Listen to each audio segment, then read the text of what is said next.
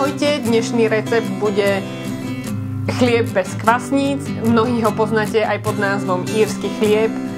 Miesto kvásku je použitá sóda bikarbóna, preto je tento chlieb vhodný aj pre histaminikov.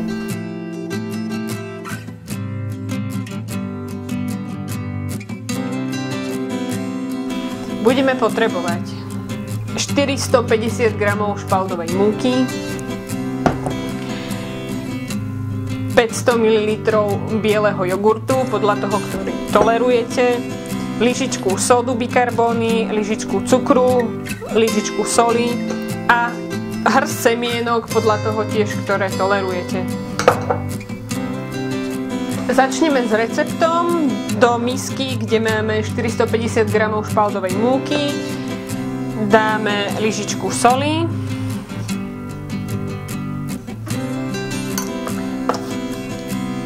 lyžičku cukru,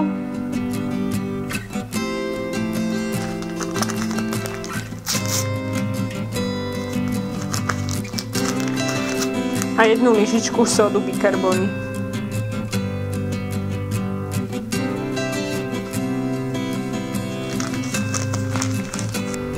Prisypeme aj hrst semiačok.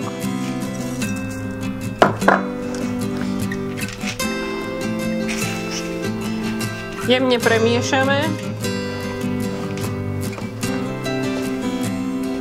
V miske spravíme jamku a do stredu nalejeme 500 ml bieleho jogurtu.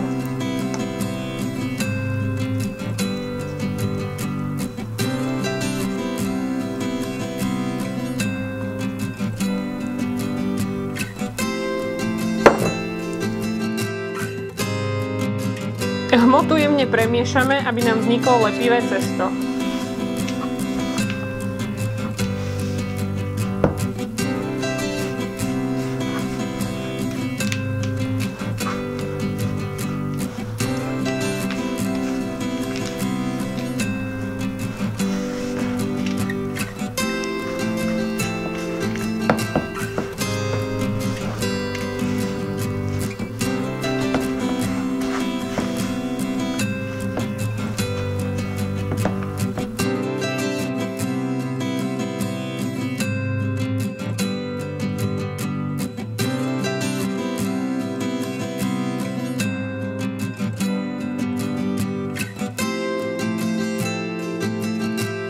Posypeme trochou špaldovej múky.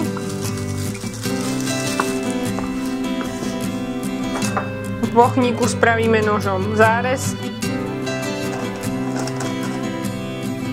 a vložíme do rúry na 180 stupňov.